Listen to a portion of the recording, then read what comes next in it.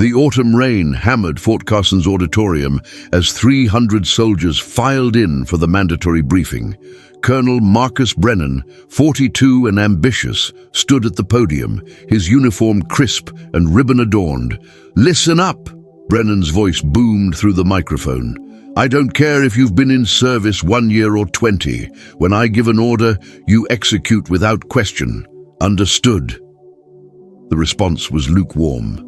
Soldiers shifted uncomfortably in metal chairs. Brennan's briefing had dragged on for an hour, his condescending tone wearing thin.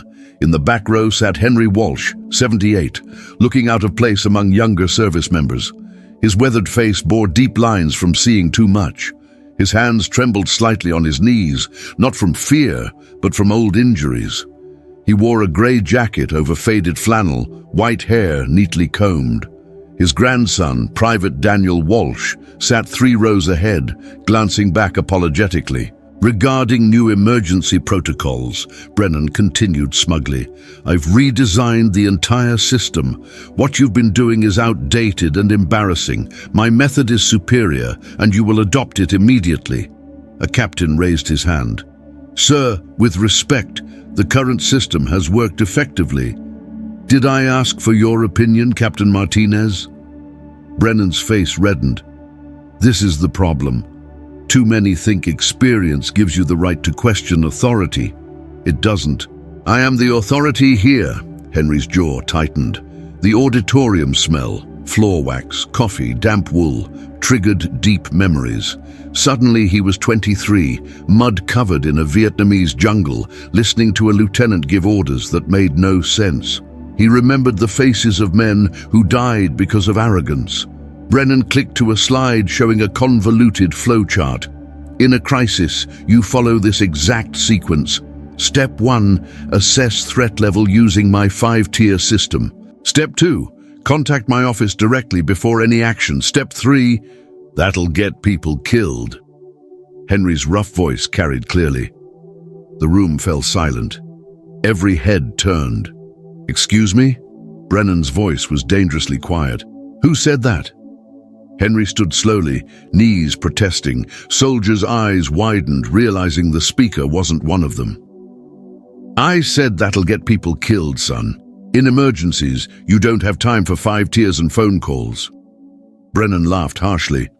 "Son? Did this civilian just call me son?" He addressed the room mockingly. "Someone explain why there's a random old man at a military briefing giving me tactical advice." Daniel half stood, face flushed. "Sir, that's my grandfather. I don't recall asking you, Private." Brennan's eyes stayed on Henry. "Sir, sit down. Better yet, leave. This is a military facility, and you clearly don't belong." Henry remained standing. "I belong here more than you think, Colonel." "Really?"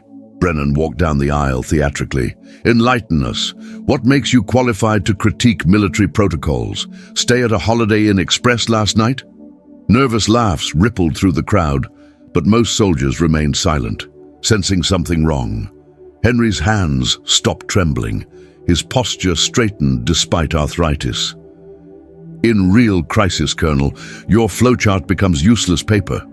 Emergencies don't wait for authorization. They require immediate action based on training, instinct, experience. Experience." Brennan was now 10 feet away. "What experience exactly?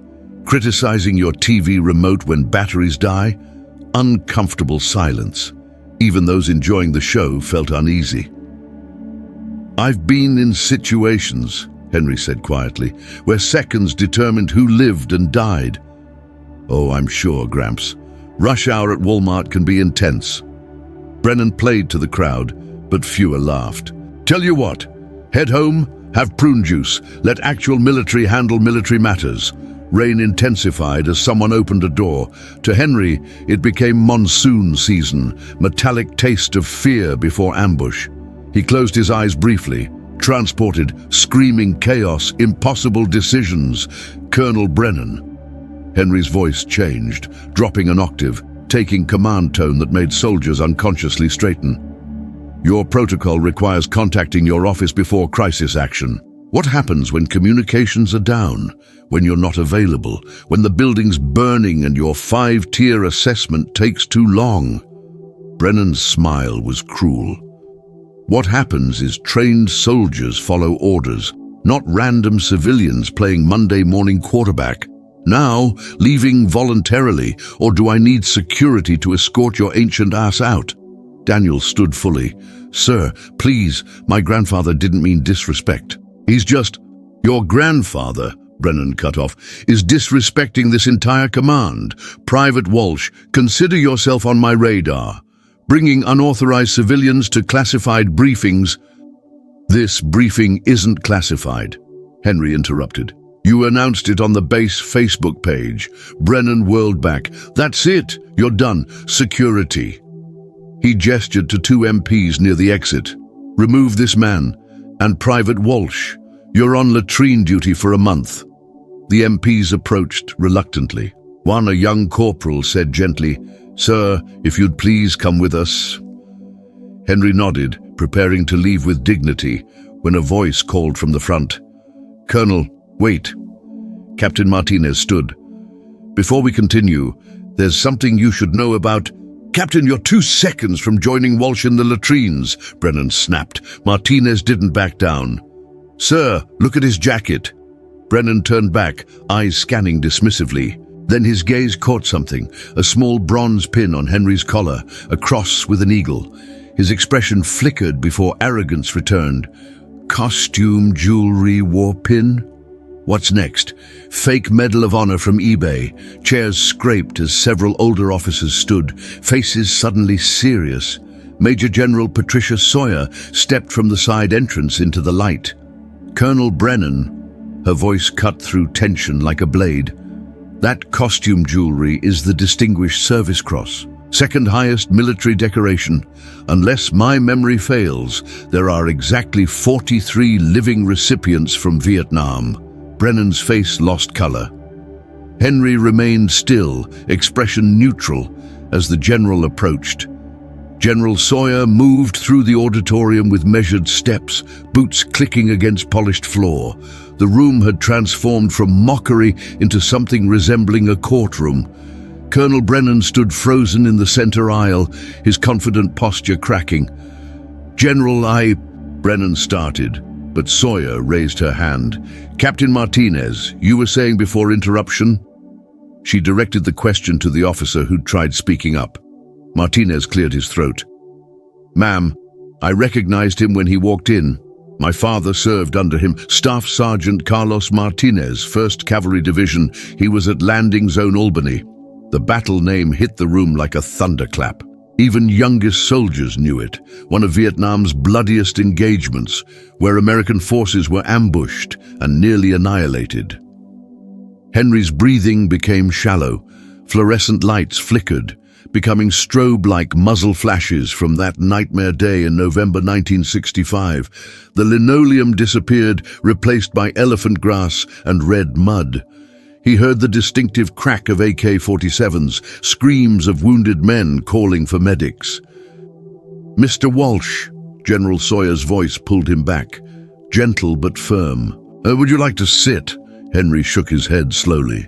I'm fine, General. Been standing this long, might as well finish. Sawyer turned to address the assembly.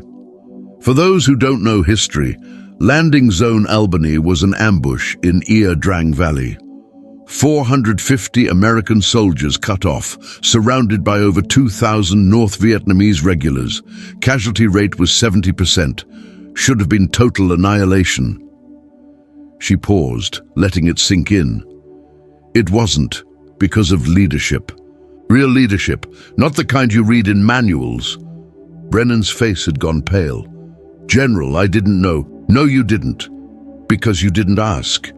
You assumed. Sawyer's tone wasn't loud, but carried absolute authority. You saw an elderly man and decided he had nothing valuable to contribute. Worse, you humiliated him publicly to assert your own authority. Daniel had made his way to the back row, standing protectively near his grandfather.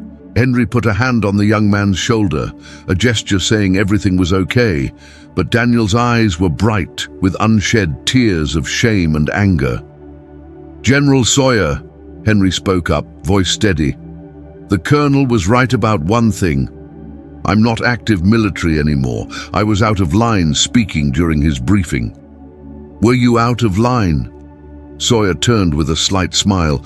"Or were you exercising judgment that kept men alive for 3 days in hell?" She addressed the room again. Lieutenant Henry Walsh was 23 years old when his company walked into that ambush. His commanding officer was killed in the first 30 seconds. The next 3 senior officers died within 5 minutes. Walsh, a platoon leader, suddenly had 200 men looking to him for survival. The auditorium was dead silent now. Brennan had backed up against a row of chairs, his earlier bravado completely evaporated. "He didn't have time for 5-tier assessments," Sawyer continued. "He didn't call headquarters for permission. Communications were down anyway. He had seconds to make decisions that would determine whether anyone made it out alive."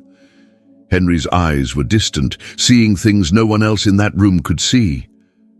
"We were pinned down," he said quietly. "Charlie had us in a horseshoe formation. Standard procedure was to call for artillery, but our position was too close to theirs. We'd have killed ourselves." "So what did you do?" Sawyer asked, though she clearly already knew. "We moved toward them," Henry said. "Into the ambush. It's the last thing they expected. Got inside their firing lines where their advantage disappeared. Then we fought building to building, tree to tree, for 72 hours. A lieutenant in the front row whispered to his neighbor, "That's insane." "It was," Henry agreed, having heard him. "But it worked. We held until reinforcements arrived. Lost good men, too many good men, but we held." Sawyer pulled out her phone, scrolled briefly, then held it up showing a black and white photograph. This was taken 3 days after the battle ended. She walked the phone around so soldiers could see. The image showed a group of soldiers, hollow-eyed, mud-covered, aged beyond their years.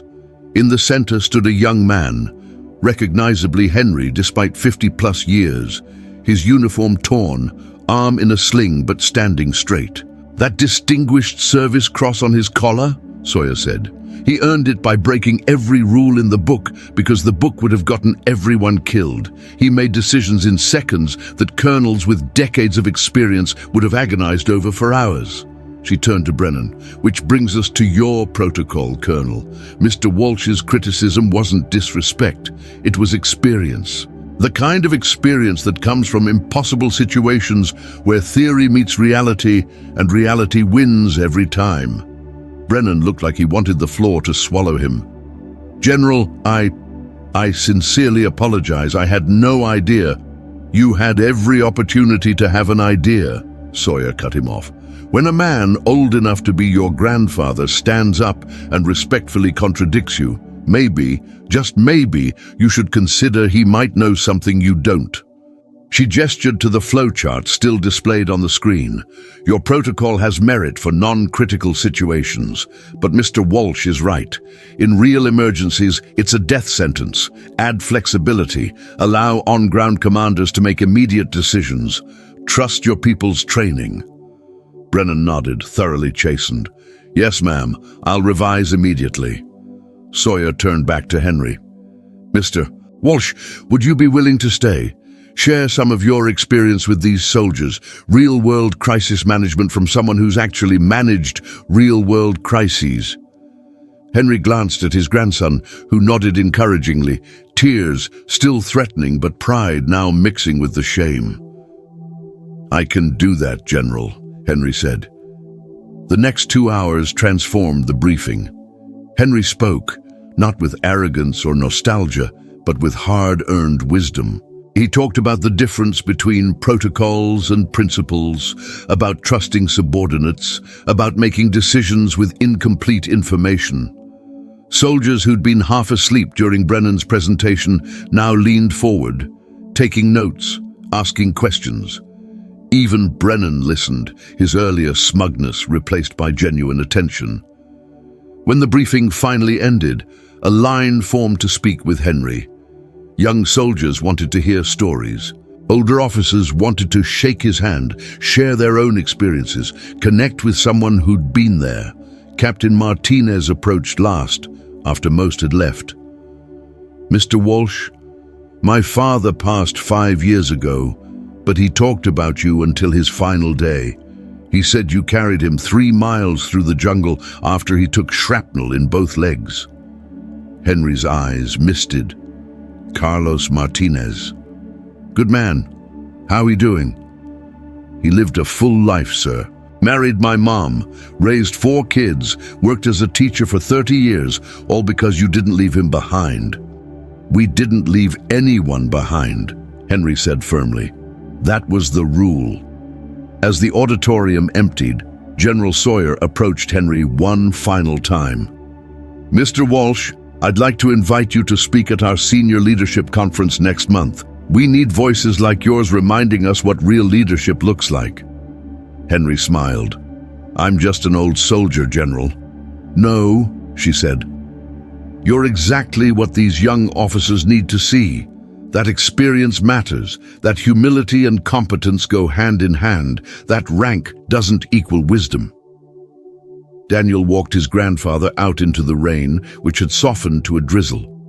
As they crossed the parking lot, the young private finally spoke. "Grandpa, I'm so sorry. I had no idea he'd—" "Not your fault, son." Henry squeezed his shoulder. "Colonel's young. He'll learn. They all do eventually. Usually the hard way." "You could have destroyed him in there." "Could have," Henry agreed, "but that wasn't the point. Point was to help him understand, not humiliate him. He was wrong, but he's not a bad man. Just inexperienced and overconfident. Time and reality will fix that." They reached Henry's old pickup truck. Before getting in, Daniel hugged his grandfather tightly. "I'm proud to be your grandson," he whispered. Henry held him for a long moment, then pulled back, eyes bright. "And I'm proud of you, Danny. You're going to be a good soldier, better than I was." As Henry drove off base, past the guard station where the MP saluted him this time, he felt something he hadn't felt in years. Not vindication. He'd never needed that. But connection, purpose. A reminder that the lessons learned in hell might still help someone avoid going there. Behind him, in the auditorium, Colonel Brennan sat alone, staring at that flowchart on the screen. Then he opened his laptop and began deleting, revising, simplifying, learning.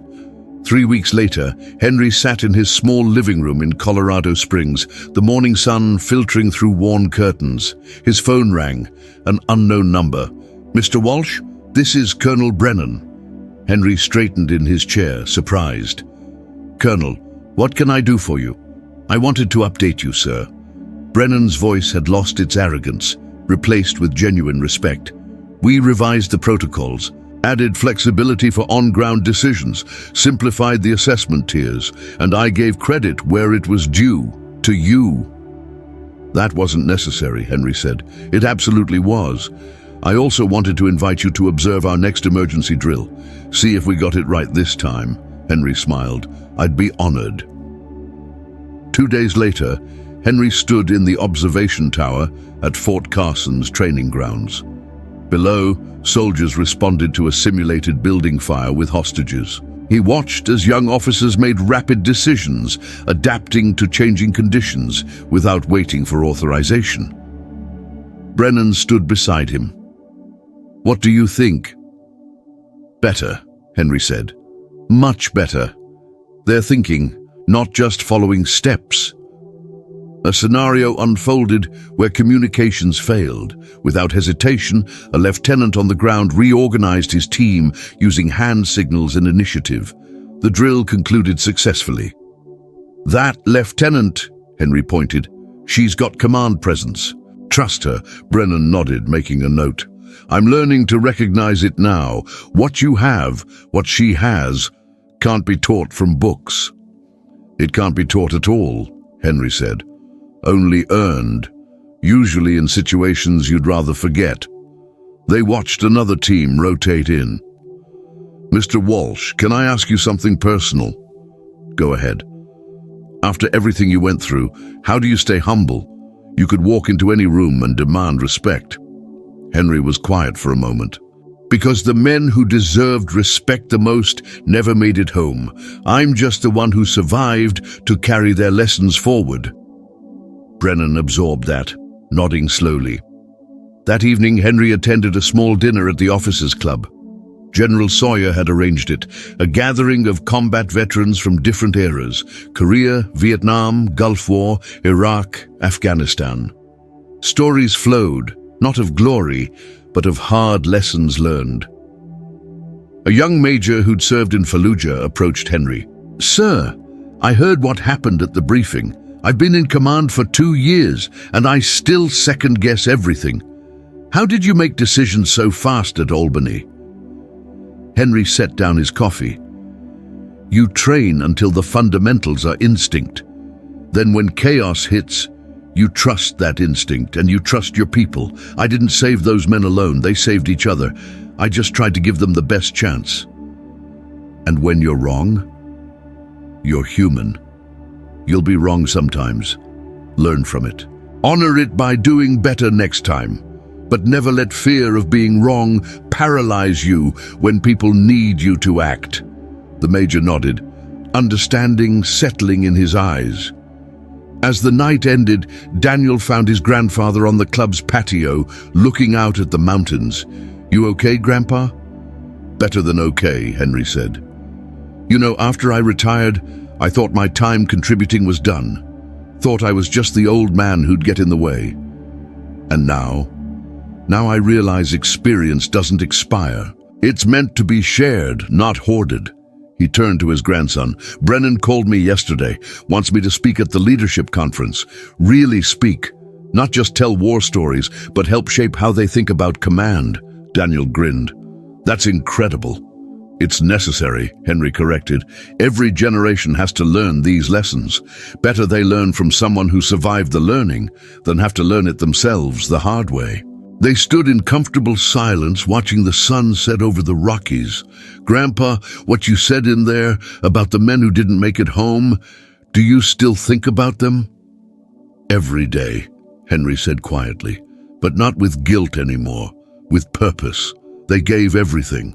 The least I can do is make sure their sacrifices meant something, that the lessons from their deaths save future lives." Daniel put his arm around his grandfather's shoulders, a reversal of roles from earlier years. "They'd be proud of you," the young private said. "I hope so, Danny. I really hope so." The leadership conference came on a crisp October morning. Henry stood backstage at Fort Carson's main theater, hands steady now, wearing his dress uniform for the first time in decades. The Distinguished Service Cross caught the light on his chest. General Sawyer approached. "Ready? As I'll ever be." Henry smiled. He walked onto the stage to applause from 300 officers. No mockery now, only respect. He saw Brennan in the third row, sitting beside Captain Martinez. Daniel was there too, beaming with pride. "Good morning," Henry began, his voice strong. "I'm not here to tell you I have all the answers. I'm here to tell you about the questions that matter." For 90 minutes, he spoke, not about heroics, but about humanity, about the weight of command, about the difference between authority and leadership, about making impossible choices and living with them. "At Albany, I made decisions that saved lives," he said. "I also made decisions that cost lives. Every commander here will face that. The question isn't whether you'll be perfect. You won't. The question is whether you will have the courage to decide when decision is required and the humility to learn when you're wrong." He told them about the lieutenant who'd frozen during the ambush, costing precious seconds. "I wanted to hate him, but he was 22, facing hell for the first time. Later, I learned he'd lost his entire family in a house fire as a child. Seeing chaos paralyzed him. He wasn't a coward, he was human. We got him help. He became one of our best." Leadership, Henry continued, isn't about being the toughest or the smartest. It's about seeing your people as complete humans and helping them be their best when it matters most. Questions followed. A colonel asked about balancing protocol with instinct. A major asked about dealing with guilt. A captain asked how to build trust quickly in combat situations. Henry answered each thoughtfully, drawing on decades of experience and reflection. Finally, Colonel Brennan stood. "Mr. Walsh, I owe you a public apology. I judged you based on appearance and dismissed wisdom because of pride. I failed as a leader that day. Thank you for the grace you showed me and the lessons you taught me." The room applauded. Henry nodded. "Colonel, you did what every good leader must do. You listened, learned, and changed. That takes more courage than being right the first time." After the conference, Henry found himself surrounded. Officers wanted advice, contact information, stories. He gave freely, energized rather than exhausted by the engagement. As the crowd thinned, Martinez approached with an older woman. "Mr. Walsh, this is my mother, Elena Martinez. She wanted to meet you." The woman's eyes were wet. "My Carlos talked about you until his last breath. He said you gave him a second life. Because of you, I had a husband for 47 years. My children had a father. Thank you." Henry embraced her, his own eyes stinging. "Your Carlos was a fighter. He saved himself." "No," she said firmly. "You both saved each other. That's what he always said. No one survives alone." As evening fell, Henry and Daniel drove toward Colorado Springs. The young private was quiet, processing everything he'd witnessed. "Grandpa, you changed things today, really changed them." "Maybe," Henry said, "or maybe I just reminded them of things they already knew but had forgotten. Sometimes that's all teaching is, reminding people of truths that got buried under procedures and pressure. Will you keep doing this? Speaking, teaching?" Henry nodded. "As long as they'll have me and as long as I'm able." Those men at Albany, Martinez, Johnson, Williams, all of them, they bought me 53 years I wasn't supposed to have. Time to invest those years wisely. They pulled into Henry's driveway. Before getting out, Daniel turned to his grandfather. "You know what the best part of all this is?" "What's that?" "A month ago, Colonel Brennan thought you were just some old man. Now he's learning to be a better leader because of you. That's not just teaching, that's legacy." Henry smiled, gripping his grandson's hand. "Legacy isn't what you did, it's what you pass on. And today, maybe we passed on something worth keeping." Inside his home, Henry made tea and sat in his worn armchair. On the mantel were photos. Young men in uniform, frozen forever at 20, 22, 25. His brothers from Albany who never got to see their hair turn white, never got to hold grandchildren, never got to sit in quiet rooms drinking tea. "I hope I did right by you today, boys," he whispered to the photos. The silence that answered felt like peace. Outside, the Colorado wind whispered through the pines. At Fort Carson, Colonel Brennan revised training protocols, incorporating Henry's insights. In the barracks, Daniel told his fellow privates about his grandfather's speech, inspiring them to think differently about leadership. And in that small living room, Henry Walsh, who'd been dismissed as irrelevant, who'd been mocked for his age, who'd been told he didn't belong, sat content in the knowledge that experience never expires. It just waits for the moment when someone is finally wise enough to listen. The old hero had taken command one final time, not with orders, but with wisdom. And in doing so, he'd silenced not just the troops, but every doubt that his generation had nothing left to offer. His war was long over, but his service continued.